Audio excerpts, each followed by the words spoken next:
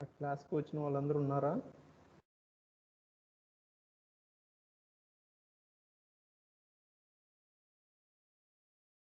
సరే వినండి. ఈరోజు మన టాపిక్ వచ్చేసి unit number 3 elasticity, shrinkage and creep. ఈ యూనిట్లో ఆల్రెడీ లాస్ట్ వీక్ క్రీప్ గురించి చూసాం, మన ష్రింకేజ్ గురించి హాఫ్ ఆఫ్ ద పార్ట్ చూసాం ఏంటి అని. రెస్ట్ ఆఫ్ ద పార్ట్ ఏంటని ఈరోజు చూస్తాం. Today we will see about what is meant by shrinkage and curing గురించి rest of the topic చూస్తాం. Curing is a fourth topic that is inbuilt in this unit number 3 elasticity, shrinkage and creep లో. మీకు unit wise చూసుకుంటే unit లోపల చూసుకుంటే curing కూడా ఒక పార్ట్గా వచ్చుద్ది, అది కూడా ఏంటో ఈరోజు చూద్దాం. అండ్ ఎలాస్టిసిటీ అంటే ఏంటని నెక్స్ట్ క్లాస్లో చూద్దాం. Okay, now let's starts with what is mean by shrinkage.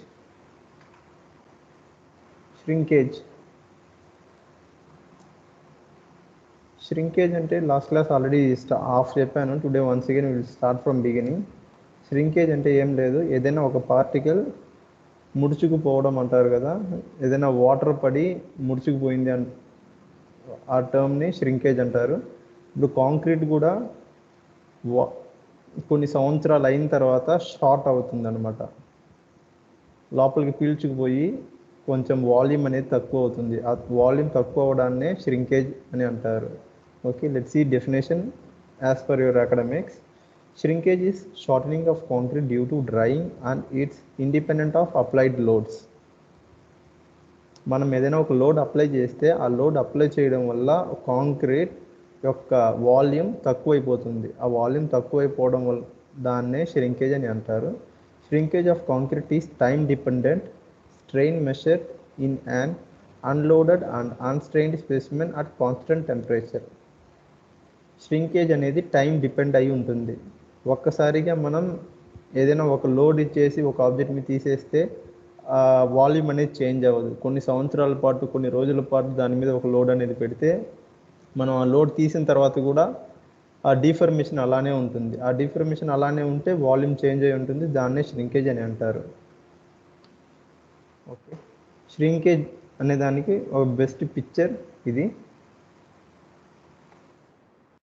ఆ ష్రింకేజ్ అవ్వడం వల్ల ఎలా అవుతుందంటే ఉన్న కాంక్రీట్ నార్మల్గా ఉండకుండా పగుళ్ళు అనేది ఏర్పడుతుంది. ష్రింకేజ్లో ఈ పగుళ్ళను చూసి ష్రింకేజ్ అని మనం కన్ఫర్మ్ చేయొచ్చు. Okay, next factors affecting shrinkage. దేనివల్ల ష్రింకేజ్ అనేది జరుగుతుంది? డ్రైయింగ్ కండిషన్స్ వల్ల జరుగుతుంది, టైం వల్ల జరుగుతుంది, వాటర్ సిమెంట్ రేషియో వల్ల జరుగుతుంది. ఈ మూడిటి వల్ల కాంక్రీట్లో వాల్యూమ్ ఒక చేంజెస్ కనిపిస్తాయి. చేంజెస్ కనిపించడాన్ని ష్రింకేజ్ అని అంటారు. Okay, who are in classes?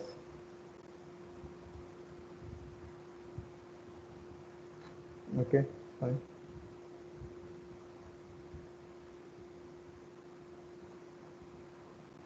అరే వింటున్నారా క్లాసు నలుగురు? Venkatesh, okay fine. Simple concept వినండి, సింపుల్గా అయిపోతుంది. హాఫ్ ఆఫ్ ద యూనిట్ ఈరోజు అయిపోతుంది ఆల్మోస్ట్. దీని నుంచి మీకు డైరెక్ట్ క్వశ్చన్స్ కూడా వచ్చి మీరు అర్థం చేసుకుంటే ఎగ్జామ్ డైరెక్ట్గా అటెండ్ చేయొచ్చు కూడా. Okay, factors affecting shrinkage. Shrinkage వచ్చేసి డ్రైయింగ్ కండిషన్ వల్ల అవుతుంది. అంటే ఇలాంటి క్రాక్స్, ఇలాంటి కాంక్రీట్ వాల్యూమ్ చేంజ్ అవ్వడం 3 కారణాల వల్ల జరుగుతాయి. డ్రైయింగ్ కండిషన్స్ వల్ల, టైం వల్ల, వాటర్ సిమెంట్ రేషియో వల్ల. డ్రైయింగ్ కండిషన్స్ అంటే ఏంటని చూద్దాం. The most important factor is the drying condition or the humidity in the atmosphere. No shrinkage will occur in the concrete if it placed in 100 relative humidity. Drying conditions లేకపోతే humidity in the atmosphere అంటున్నారు కదా. Humidity అంటే ఏం లేదు, వానాకాలంలో climate వచ్చేసి కొంచెం తడిగా ఉంటుంది, ఎండాకాలంలో చాలా వెచ్చగా ఉంటుంది. అలా కాకుండా అలా ఉండటం వల్ల ష్రింకేజ్ అనేది జరుగుద్ది. ఓకే, ఒకవేళ ఆ క్లైమేట్ వచ్చేసి కాన్స్టెంట్గా అలా ఎక్కువ వేడిగా గాను ఎక్కువ చల్లదనంగా గాను ఉండకుండా కాన్స్టెంట్గా ఉంటే 100% ఆ ష్రింకేజ్ అనేది అసలు జరగదు అంటున్నారు. No shrinkage will occur if the concrete is placed in 100% relative humidity. Okay, drying conditions ఇది. అండ్ టైం వల్ల ఎలా ష్రింకేజ్ అవుతుందని చూద్దాం. Shrinkage rate will decrease rapidly with time. Shrinkage అనేది టైంని బట్టి తక్కువ అవుతుందని కూడా చెప్పారు. ఓకే, సెకండ్ పాయింట్ చూస్తే మీకు అర్థమవుతుంది. It has been documented that 14 to 34% of the 20 years shrinkage will occur within 2 weeks of it being poured. మనం కాంక్రీట్ వేసిన వెంటనే ఒక 2 weeksలో 2 వారాల్లోనే దాదాపు 20 సంవత్సరాలు జరగవలసిన ష్రింకేజ్ అనేది జరిగిపోతుంది అనమాట. 2 వారాల్లోనే 20 సంవత్సరాలు జరగవలసిన ష్రింకేజ్ జరిగిపోతుంది. అది ఎంత 20 సంవత్సరాల్లో అంటే 14 to 34% జరగవలసిన ష్రింకేజ్ కాంక్రీట్ పోసిన వెంటనే 2 వారాల్లో జరిగిపోతుంది. ఆ పైన 34 అని చెప్పారు, దానిపైన నుంచి 36 నుంచి 85 వరకు అది 20 years తీసుకుంటుంది మళ్ళీ అంత ష్రింకేజ్ అవ్వడం కోసం. సో దీన్ని బట్టి వీళ్ళు ఏం చెప్పారంటే shrinkage rate will decrease rapidly with time అని చెప్పారు. ఎలానో 2 weeksకి ఇంక్రీస్ అయినా కూడా దాని తర్వాత 20 yearsకి తక్కువే అవుతుంది ష్రింకేజ్ రేట్ అనేది. సో ఇలా మెన్షన్ చేశారు. Next water cement ratio. ఒకవేళ ఎవరైనా సైట్కి కానీ లేకపోతే కన్స్ట్రక్షన్ ప్లేస్ కానీ వెళ్ళుంటే ఈ వర్డ్ అనేది వినుంటారు, ఎక్కువ సిమెంట్ వేయకు పగుళ్ళు వస్తాయి, క్రాక్లు వస్తాయని. అదే ఈ టాపిక్ ఇప్పుడు మనం చూడబోయేది. ఎక్కువ క్వాలిటీ కలిగిన సిమెంట్ మనం ఎక్కువ వాడితే పగుళ్ళు అనేది వస్తాయి. ఆ పగుళ్ళనే ఇక్కడ ష్రింకేజ్ అని అంటాం. The water to cement ratio will influence the amount of shrinkage that occurs. The concrete richness also affects the shrinkage. ఇదిగో ఇప్పుడు నేను చెప్పిన టాపిక్ ఇదే. The concrete richness also affects the shrinkage. The process of swelling and then drying affects the concrete integrity and the shrinkage. ఏం చెప్పారంటే ఆ concrete ఎక్కువ క్వాలిటీగా ఉండి ఎక్కువ వేసినా కూడా ష్రింకేజ్ అనేది జరుగుతుంది. ఆ ప్రాసెస్ ఆఫ్ స్వెల్లింగ్ అంటే మనం ఎక్కువ కాంక్రీట్ కనుక వేస్తే అది కొంచెం బబుల్ లాగా పైన సర్ఫేస్ వస్తుంది. అది డ్రై అవ్వడం కానీ మళ్ళీ వాటరీ అవ్వడం కానీ ఇలా ఒక ప్రాసెస్ జరగడం వల్ల ష్రింకేజ్ అనేది కూడా జరుగుతుంది అంటారు. అంటే దీన్ని ఇంకొంచెం నీట్గా చెప్పాలి అంటే సైట్ వైస్గా చెప్పాలంటే ప్లాస్టరింగ్ వేసేటప్పుడు కొన్ని చోట్ల ఎప్పుడు చెమ్మగానే వాటర్గానే ఉంటుంది, కొంచెం బబుల్ లాగా సర్ఫేస్ వస్తూ ఉంటుంది. అక్కడ తీసేసి ఎక్కువ సిమెంట్ వేసి మళ్ళీ దాని తర్వాత కాంక్రీట్ అనేది వేస్తారు. సో అలాంటి ఒక స్టేజ్ని కూడా ఇక్కడ ష్రింకేజ్ మనకి జరగవచ్చు. ఓకే, వీటి వల్ల మనకి ష్రింకేజ్ అనేది జరుగుతుంది. ఓకే, తర్వాత టైప్స్ ఆఫ్ ష్రింకేజ్ మొత్తం ఎన్ని విధాలు అని చూద్దాం. Plastic shrinkage, drying shrinkage, autogenous shrinkage, carbonisation shrinkage. Autogenous shrinkage అనేది small topic. Other 3 are somewhat important. Just ఒకసారి వింటే మీకు అర్థమవుతుంది. Listen to the class. Okay, what is mean by plastic shrinkage? Plastic shrinkage happens soon after the concrete poured in the forms. మనం concrete కాలంలో కానీ బీమ్లో కానీ పోసిన వెంటనే జరిగే ఒక ప్రాసెస్సే plastic shrinkage. Okay, next topic is the water evaporates and result in the reduction of volume. This causes the concrete on the surface to collapse. మనం కాంక్రీట్ కాలంలో పోసిన వెంటనే దాని లోపల ఉన్న వాటరీ కంటెంట్ ఎవాపరేషన్ అయ్యి మనకు ఒక హార్డ్ స్ట్రక్చర్గా ఒక 1 day తర్వాత రీమోల్డింగ్ అనేది చేస్తారు. అంటే షట్టరింగ్ ఇప్పేస్తారు, దాని తర్వాత క్యూరింగ్ అనేది చేస్తారు కదా. కాంక్రీట్ పోసిన వెంటనే దాని లోపల జరిగే ఒక ప్రాసెస్ వల్ల ఇక్కడ ష్రింకేజ్ అనేది జరుగుతుంది. The water evaporates and result in the reduction of volume. ఇలా వాటర్ ఎవాపరేషన్ అయిపోతే వాటర్ యొక్క వాల్యూమ్ మనకు తగ్గిపోతుంది. ఆ తగ్గడం వల్ల మనకి ష్రింకేజ్ ఏర్పడుతుంది. The aggregate particles or the reinforcement comes in the way of subsidence due to which cracks may appear at the surface or internally around the aggregate or reinforcement. కాలంలో కనుక మనకి ఇలా ప్లాస్టిక్ ష్రింకేజ్ జరిగేటప్పుడు అగ్రిగేట్కి లోపల ఉన్న ఏదైనా కమ్మికి మధ్య ఉన్న వాటర్ ఎవాపరేషన్ అయిపోతే ఆ మధ్య క్రాక్ అనేది మనకి ఏర్పడుతుంది అంటున్నారు. High water cement ratio, badly proportioned concrete, rapid drying, great bleeding and internal vibration etcetera are some reasons for plastic shrinkage. ఇవి కూడా ప్లాస్టిక్ ష్రింకేజ్కి కారణాలు. ఎక్కువ వాటర్ సిమెంట్ రేషియో ఉండడం కానీ, మనం సిమెంట్ని, వాటర్ని, శాండ్ని, అగ్రిగేట్ని ప్రాపర్గా ప్రపోర్షన్ అంటే సరైన క్వాంటిటీలో తీసుకోపోవడం కానీ దాన్నే బ్యాడ్లీ ప్రపోర్షన్డ్ కాంక్రీట్ అంటారు. త్వరగా డ్రై అయిపోయే కాంక్రీట్ ఉండడం వల్ల కానీ, ఎక్కువ వాటర్ కంటెంట్ మనం పోసిన దాని నుంచి బయటికి రావడం వల్ల కానీ, వైబ్రేషన్ ఎక్కువ పెట్టడం వల్ల కానీ ప్లాస్టిక్ ష్రింకేజ్ కారణాలు అని చెప్పారు. Next, plastic shrinkage can be reduced mainly by preventing the rapid loss of water from surface. ఇప్పుడు కాంక్రీట్ పోసిన తర్వాత పైన సర్ఫేస్ పైన మనకి ఎప్పుడు కాంక్రీట్గా కనిపించదు, వాటరీ కంటెంట్గానే కనిపించుద్ది. ఆ వాటరీ కంటెంట్ త్వరగా ఎవాపరేషన్ అవ్వకుండా కాపాడితే మనం ప్లాస్టిక్ ష్రింకేజ్ నుంచి ప్లాస్టిక్ ష్రింకేజ్ని అవాయిడ్ చేయొచ్చు. Okay, next, it can be reduced by covering the surface with polythene sheeting immediately after it is poured. వీళ్ళు ఏం చెప్తున్నారంటే కాంక్రీట్ వేసిన తర్వాత దానిపైన ఒక పాలిఎథిలిన్ షీట్ అనేది వేయమంటున్నారు. అలా వేస్తే మనకి ప్లాస్టిక్ ష్రింకేజ్ రెడ్యూస్ చేయొచ్చు అంటున్నారు. పాలిఎథిలిన్ షీట్ అంటే ఏం లేదు, జస్ట్ ఒక కవర్. మీరు బయటికి వెళ్ళేటప్పుడు క్యారీ బ్యాగ్ అడుగుతారు కదా, దాన్ని పాలిఎథిలిన్ షీట్ అంటారు. ఓకే, పాలిఎథిలిన్ అంటే ఏ ష్రింకేజ్ చూపించినా కూడా క్రాక్స్ ఉన్న ఒక సర్ఫేస్ని చూపిస్తారు.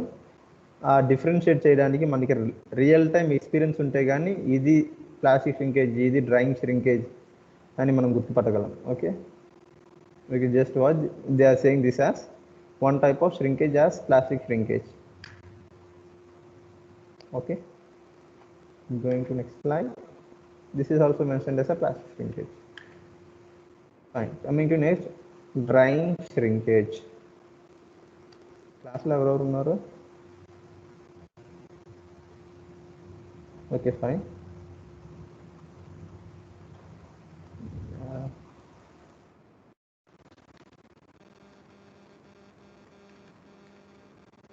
Drying shrinkage. Just as the hydration of cement is an everlasting process, the drying shrinkage is also an everlasting process when concrete is subjected to drying conditions. వీళ్ళు సింపుల్గా ఏం చెప్తున్నారంటే కాంక్రీట్లో ఎప్పుడంతా మనకి కాంక్రీట్ ఎప్పుడంతా ఎండుతుందో అప్పుడంతా ష్రింకేజ్ అనేది జరుగుతుంది. కాంక్రీట్ ఎండడం అనేది అసలు ఎండడం అని ఒక ప్రాసెస్ జరుగుతూనే ఉంటుంది. అలానే ష్రింకేజ్ కూడా ఒక కాంక్రీట్లో ప్రాసెస్ ఒకటి జరుగుతూనే ఉంటుంది అంటున్నారు. when it's subjected to drying conditions. The loss of free water contained in the hardened concrete.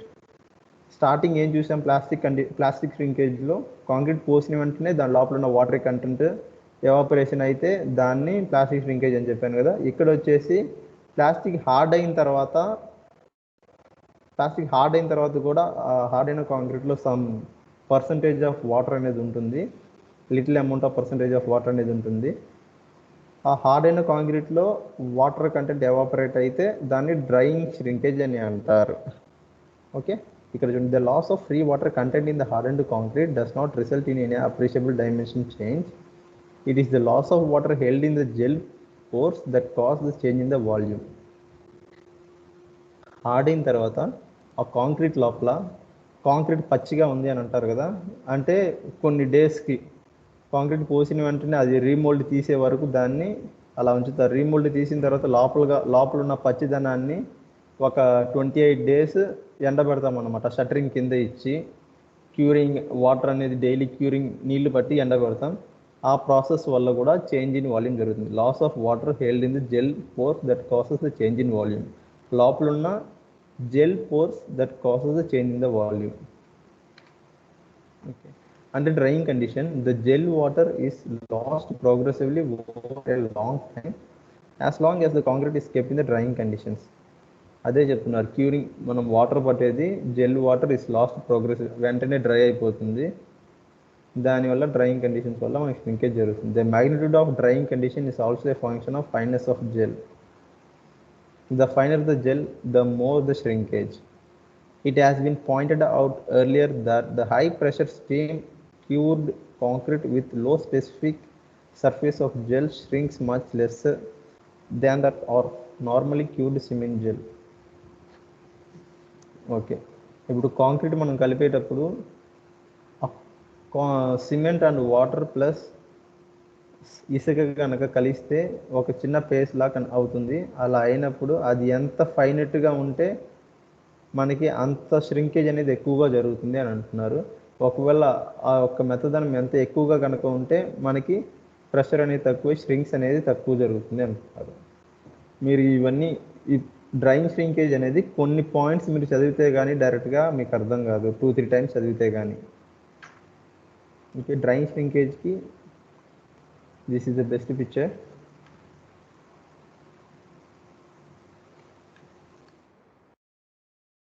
Okay, next autogenous shrinkage. Autogenous shrinkage అంటే ఏం లేదు, జస్ట్ ఈ ఒక్క లైన్ చదివితే మీకు అర్థమవుతుంది. ఇప్పుడు టెంపరేచర్ కాన్స్టెంట్గా ఉన్నప్పుడు సమ్ ష్రింకేజ్ అనేది జరుగుతుంది. ఎలా చెప్పాలంటే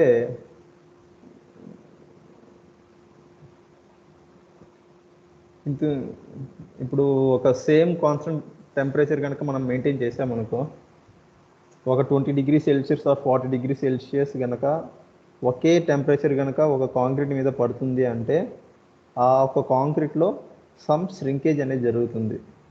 ఆ ష్రింకేజ్ జరిగితే ఆ ష్రింకేజ్ వల్ల మనకి ఏర్పడేది one type of shrinkage called autogenous shrinkage. ఇది ఒకసారి చదువుతాను వినండి. In a conservative system, no moisture movement to or from the paste is permitted. When the temperature is constant, some shrinkage may occur. The shrinkage of such a conservative system is known as autogeneous shrinkage.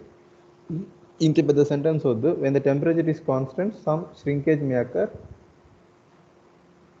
This system is known as autogeneous shrinkage అని రాస్తే చాలు. Autogeneous shrinkage is of minor importance. దీనికి అంత importance అనేది ఏం లేదు, just మనం చదువుకోవడానికి మాత్రమే ఆటోజీనియస్ ష్రింకేజ్ అనేది. So is of minor importance and is not applicable in practice to many situations except that of mass of concrete in the interior of concrete dam అంటున్నారు. సేమ్ వీళ్ళన్నిటికీ ఒకే మెసేజ్ ఇస్తారు. So no need to worry. Next carbonization shrinkage. Carbonisation shrinkage కొంచెం కేర్ఫుల్గా చదవాలి, ఎందుకంటే ఇది ఒక కెమికల్ ప్రాసెస్ లాగా ఉంటుంది. చదివే కొద్దీ ఒక 10 పాయింట్స్ ఉంటాయి, మొత్తం ఒక కెమిస్ట్రీ ప్రాసెస్ లాగా ఉంటుంది. Okay, carbonization shrinkage is a phenomena very recently recognised and is very important. ఈ కార్బనైజేషన్ ష్రింకేజ్ అనేది రీసెంట్గానే కనుగొన్నారు మరియు అది చాలా ఇంపార్టెంట్ కూడా. Carbon dioxide present in the atmosphere reacts with the presence of water. మన గాలిలో ఉన్న కార్బన్ డైఆక్సైడ్ వాటర్తో రియాక్ట్ అయ్యి సిమెంట్తో ఎవాపరేషన్ అనేది జరుగుతుంది. అలా జరిగేటప్పుడు calcium hydroxide gets converted into calcium carbonate. ఇదిగా మనకి చేంజ్ అవుతుంది. సో జస్ట్ ఇక్కడ ఒక యారో మార్క్ వేసుకుంటే చాలు,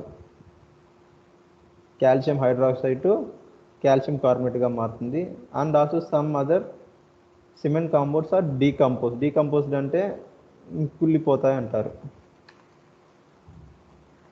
Such a complete decomposition of calcium compound in hydrated cement is chemically possible even at the low pressure of carbon dioxide is normal atmosphere. వీళ్ళు ఏం చెప్తున్నారంటే, ఇక్కడ చెప్పాను కదా కాల్షియం హైడ్రాక్సైడ్ వచ్చి కాల్షియం కార్బోనేట్గా మారుతుందని. ఈ ప్రాసెస్ అనేది లో ప్రెషర్లో ఉన్నా కూడా జరుగుతుంది అని చెప్తున్నారు. నార్మల్ అట్మాస్ఫియర్లో ఉన్నా కూడా ఆ ప్రాసెస్ అనేది జరుగుతుందని చెప్తారు. Next, carbonization penetrates beyond the exposed surface of concrete only very slowly. The rate of penetration of carbon dioxide depends only on the atmosphere content on the concrete and the relative humidity of the ambient medium. ఈ process అనేది moisture content వల్ల జరుగుతుంది, అంటే climate changes వల్ల. వానాకాలంలో ఎక్కువ జరుగుతుంది, ఎండాకాలంలో తక్కువ జరుగుతుంది. ఓకే, రిలేటివ్ హ్యూమిడిటీ అంటే అదే మాయిశ్చర్ కంటెంట్. ఇప్పుడు నేను చెప్పింది వానాకాలం ఎండాకాలం అనేది డిపెండ్ అయి ఉంటుంది.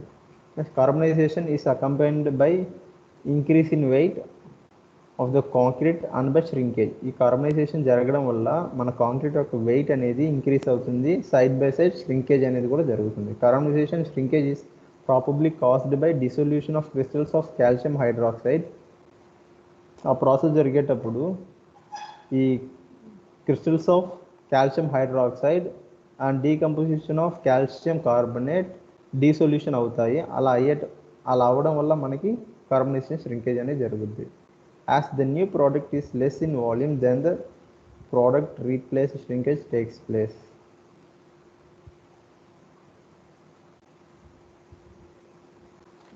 Okay, nothing to worry. Once go through this, if you have any doubts, I'll clear you later, because ఒకరికి అర్థమైనట్టు ఈ కార్బనేషన్ ష్రింకేజ్ అనేది అందరికీ అర్థం కాదు. వన్స్ ఆర్ ట్వైస్ మీరు ఇది తరోగా ఒక 3 slides ఉంది చదివేటప్పుడు మీకు అర్థమైతే, ఒకవేళ అర్థం కాకపోతే we will discuss it later after the unit is completed.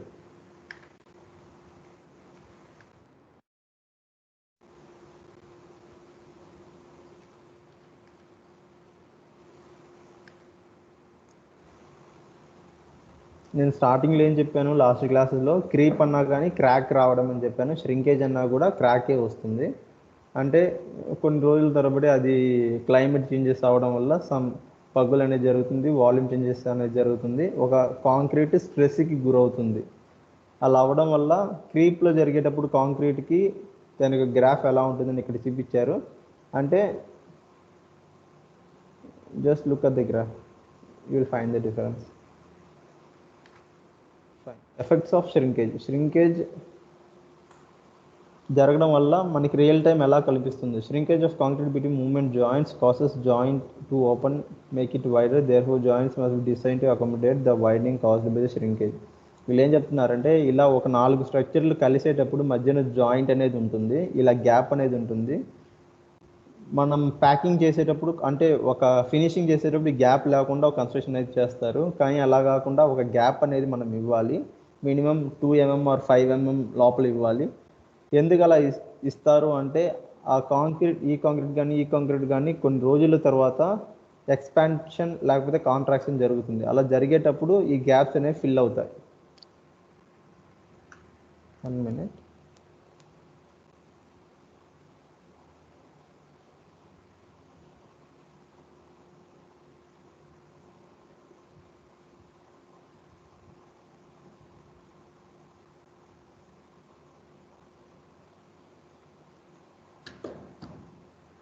Okay fine.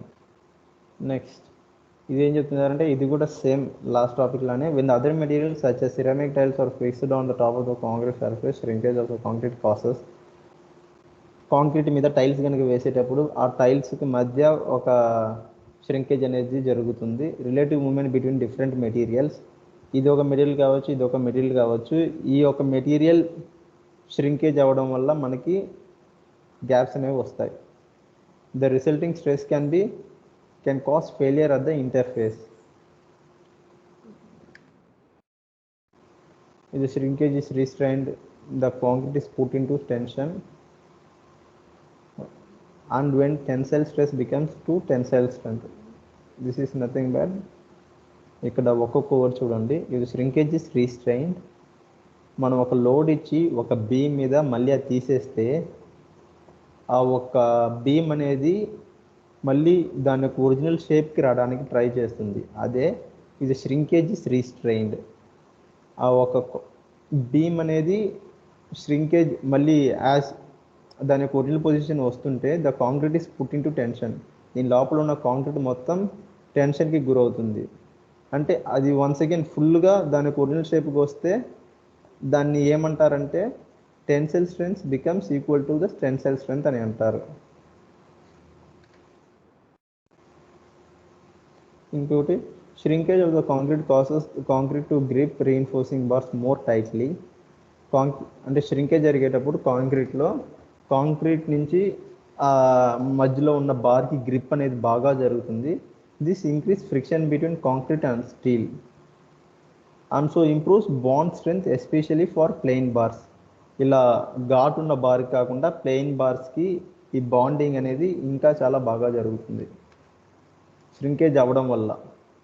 ఈ ష్రింకేజ్ నుంచి మనం తప్పించుకోవాలంటే ఏమేమంతా చేయగలం, అదే ప్రివెన్షన్ ఆఫ్ ష్రింకేజ్. మనం ఏదైనా ఇప్పుడు కాంక్రీట్ పోసామంటే దానిపైన ఒక షెల్టర్ ఇవ్వడం, లేకపోతే స్లాబ్ కానీ ఉంటే ష్రింకేజ్ అనేది ఎక్కువ జరగదు. దీన్ని ఎలా చెప్పాలి అంటే, నీడ కలిగిన ఏదైనా ప్రదేశంలో మనం కాంక్రీట్ని పోస్తే ష్రింకేజ్ అనేది తక్కువ అవుతుంది. Provide sun shades in case of slab construction to control the surface temperature. Okay, this all nothing, you can read by self. Next, curing. Starting చెప్పాను కదా, today we will look about what is meant by shrinkage and curing. This is our second topic, curing of concrete. Curing అంటే ఏం లేదమ్మా, curing అంటే concrete పోసి మళ్ళీ ఒక రోజు తర్వాత వెళ్ళి సైడ్లో ఉన్న చెక్కలు లేకపోతే ఇనప రేకులు తీసేసి గట్టిగా ఉన్న కాంక్రీట్ మీద నీళ్లు చల్లడంనే క్యూరింగ్ అంటారు. అప్లికేషన్ ఆఫ్ వాటర్ని క్యూరింగ్ అంటారు. Okay, curing of concrete is a method by which the concrete is protected against loss of moisture, recommended temperature range. ఆ క్యూరింగ్ ఎందుకు చేస్తారు అంటే ఆ కాంక్రీట్లో ఉన్న వాటర్ మాత్రమే ఎవాపరేషన్ అయితే దానికి స్ట్రెంత్ అనేది జరగదు. ఆ కాంక్రీట్లో వాటర్ మనం వేస్తూ వేస్తూ వేస్తూ మళ్ళీ అది ఎవాపరేషన్ జరుగుతూ ఉంటే ఇది కొన్ని రోజుల పాటు జరిగితే ఆ కాంక్రీట్ లోపల ఉన్న సిమెంట్కి ఆ మొత్తం దాని లోపల ఉన్న మెటీరియల్స్ మొత్తం స్ట్రెంత్ అనేది లభిస్తుంది. ఎంత ఎక్కువసేపు మనకి ఈ ఎవాపరేషన్ హైడ్రేషన్ ప్రాసెస్ జరుగుతుందో అంత ఎక్కువ మనకి స్ట్రెంత్ అనేది అవైలబుల్లో అవుతుంది. Curing will increase the strength and decrease the permeability of the hardened concrete. ఇలా నీళ్లు చల్లడం వల్ల స్ట్రెంత్ అనేది ఎక్కువ అవుతుంది, పర్మిబిలిటీ తక్కువ అవుతుంది అన్న. పర్మిబిలిటీ అంటే ఒకవైపు నుంచి ఇంకొక వైపు పాస్ అయ్యేది తక్కువ అవుతుంది. ఇప్పుడు నీళ్లు కాంక్రీట్ నుంచి ఒకవైపు నుంచి ఇంకొక వైపు పాస్ అవ్వవు కదా, పర్మిబిలిటీ అంటే పాస్ అవ్వడం. Okay, why curing of concrete is necessary. మనం ఎందుకు ఇది చేస్తాం? To enhance the hydration of concrete to achieve desired strength. ఎక్కువ స్ట్రెంత్ రావడానికి లోపల హైడ్రేషన్ అనే ప్రాసెస్ చేస్తాం. Improve durability of concrete by reducing cracks. అది ఎక్కువ రోజులు మాయిశ్చర్ని కానీ లేకపోతే క్లైమేట్ని కానీ ప్రతిదాన్ని తట్టుకునే ఒక స్ట్రెంత్ని ఇవ్వడానికి మనం క్యూరింగ్ అనేది చేస్తాం by reducing cracks. Curing methods. ఈ క్యూరింగ్ చేయడంలో కూడా చాలా విధానాలు ఉన్నాయి. ఎలా ష్రింకేజ్లో చాలా టైప్స్ ఉన్నాయో మనము నీళ్లు ఒక కాలం కానీ బీమ్కి కానీ స్లాబ్ కానీ నీళ్లు పట్టడంలో కూడా కొన్ని విధాలు అనేవి ఉన్నాయి. ఆ విధాలు ఏంటి అంటే ఫస్ట్ వన్ ఈస్ మీకు సరిగా కనిపించట్లేదు, just I will water curing, membrane curing, applications of heat, miscellaneous curing. ఇవి నాలుగుని మొత్తం if it is asked in exam you have to explain all. Just నేను ఇప్పుడు సింపుల్గా చెప్తాను. వాటర్ క్యూరింగ్ అంటే ఏం లేదు, పైప్ తోటి నీళ్లు పట్టడం. మెంబ్రెయిన్ క్యూరింగ్ అంటే ఇది కూడా సింపులే. నీళ్లు పోసిన తర్వాత ఆ నీళ్లు వెంటనే ఎండిపోకూడదు, ఎండకి ఎండిపోకూడదు అని పైన ఒక కవర్ లాంటిది, ఒక షీట్ లాంటిది వేస్తారు, దాన్నే membrane curing. Applications of heat. ఇది న్యాచురల్ సన్లైట్ కాకుండా మనం ఆర్టిఫిషియల్గా ఒక హీట్ అనేది జనరేట్ చేసి లోపల ఉన్న వాటర్ కన్నీ ఎవాపరేట్ చేయడం. ఇవన్నీ కాకుండా ఇంకేదైనా మెథడ్ మనం కనిపెట్టి చేసి దాన్ని మిస్లేనియస్ క్యూరింగ్ అంటారు. Okay, this is what ever I said right now is just for your general knowledge purpose. We will see as per your academics what is meant by water curing. It is one of the best method of curing as it satisfies all the requirement of curing, namely promotion of hydration, elimination of shrinkage and absorption of heat of hydration. Water curing can be done through following ways. అది ఇంతకు ముందు నేను చెప్పినట్టే ఈ water curing అనేది మొత్తం అన్నిటినీ satisfy చేస్తుంది. అది ఏం చేస్తుంది అంటే హైడ్రేషన్ చేపిస్తుంది, ష్రింకేజ్ జరిగేదాన్ని తక్కువ చేపిస్తుంది, plus absorption of heat of హైడ్రేషన్ని చేస్తుంది.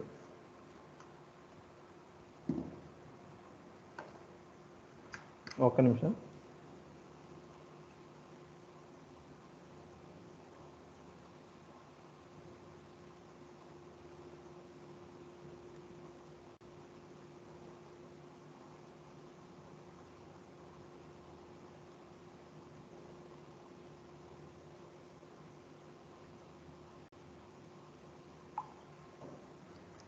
ఓకే, ఈ వాటర్ క్యూరింగ్ ఎన్ని విధాలుగా చేయగలం?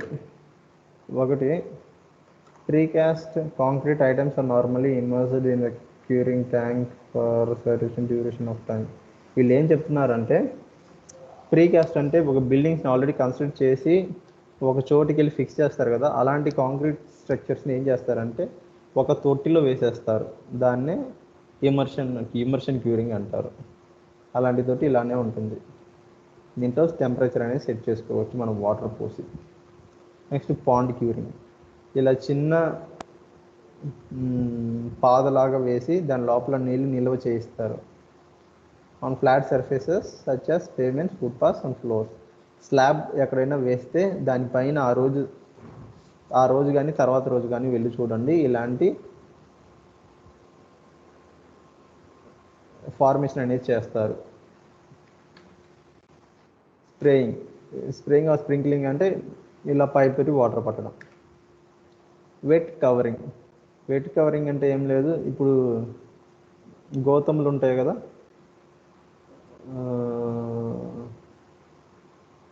ఒడ్లు బస్తాలు కానీ వాటికి ఏముంటుందంటే అంత తొందరగా ఎండిపోవు. వాటిని నీళ్ళల్లో తడిపి మనం ఎక్కడైతే క్యూరింగ్ చేయాలో ఆ కాంక్రీట్ మీద వేస్తారు. ఆ కాంక్రీట్ ఏం చేసిందంటే చిన్నగా ఆ గోతంలో ఉన్న వాటర్ కన్నా మొత్తం అబ్జర్వ్ చేసుకొని ఆ లోపల హైడ్రేషన్ ప్రాసెస్ అనేది చేస్తుంది. సో ఇక్కడ చూస్తే మీకు అర్థమవుతుంది.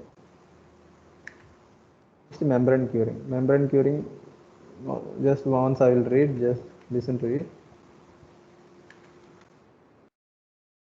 Okay, membrane curing is a good method of maintaining satisfactory state of wetness in the body of concrete to promote continuous hydration. It is used where water availability is less, concrete surface is covered by plastic membrane. The plastic sheet reduces evaporation in a concrete for optimum result. Membrane is applied after 1 or 2 days of actual wet curing. Okay, వీళ్ళు ఏం చేస్తున్నారంటే ఎక్కడైతే నీళ్లు చాలా తక్కువ దొరుకుతాయో, అంటే నీళ్ళ ప్రదేశం కాకుండా ఒక ప్రాంతం ఎక్కడైనా ఉంటే అలాంటి చోట మెంబ్రేన్ క్యూరింగ్ అనేది జరుగుతుంది. ఈ మెంబ్రేన్ క్యూరింగ్ ఎలా జరుగుతుందంటే, so concrete surface is covered by plastic membrane. ఆ కాంక్రీట్ సర్ఫేస్ మీద ఒక ప్లాస్టిక్ షీట్ అనేది వేసేస్తారు, మధ్యలో వాటర్ అనేది ఉంటుంది. ఆ వాటర్ వెంటనే ఎవాపరేట్ కాకుండా ప్లాస్టిక్ షీట్ కాపాడుతుంది. చిన్నగా కాంక్రీట్కి ఎంతైతే వాటర్ అవసరమో అంత కొంచెం అబ్జర్వ్ చేసుకుని దాని యొక్క స్ట్రెంత్ అనేది ఇంక్రీజ్ చేసుకుంటుంది.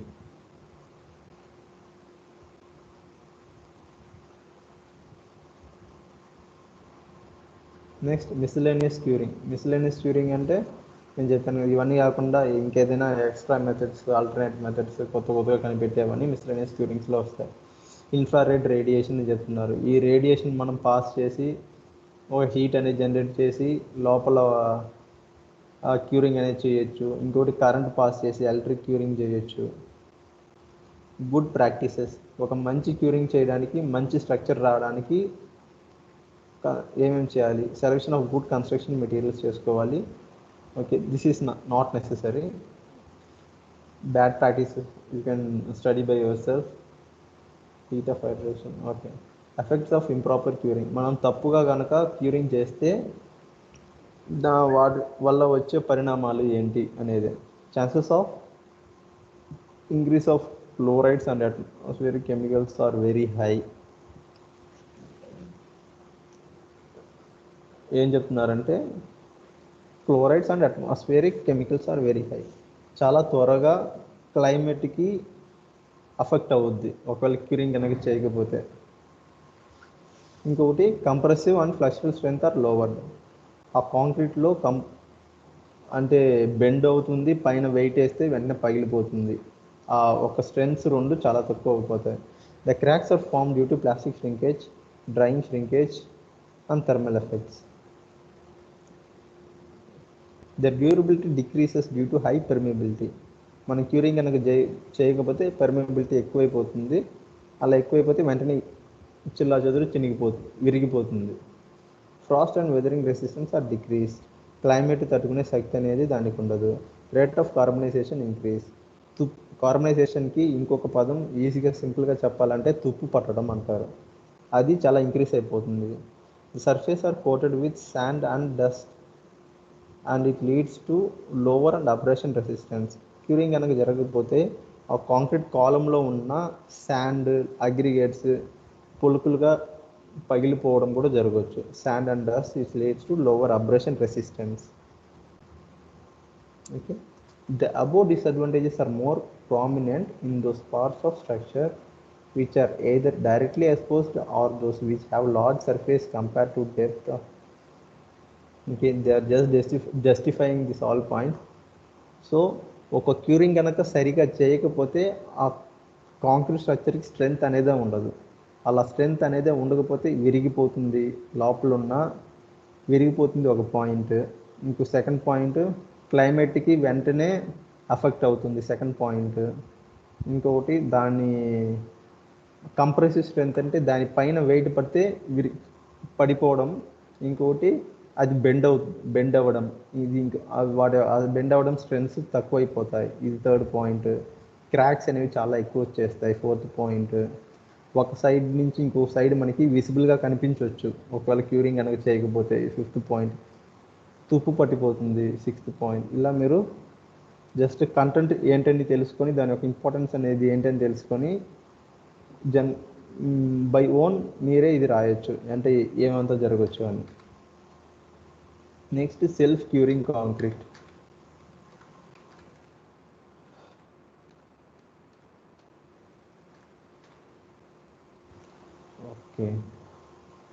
Okay, let's see this what is meant by self curing concrete and rest of the unit by next class.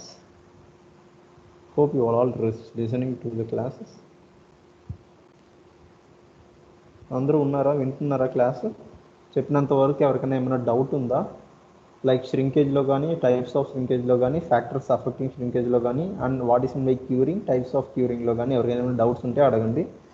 Let's discuss once again if you have any doubts.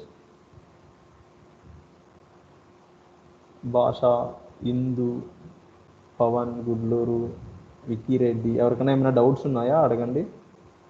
Otherwise we can. Yeah, okay. Hello? Let's finish up the class. Hello? Okay, sir. Hello, sir. Okay, fine. Let's finish up the class. Thanks for listening. Okay, sir. Thank you.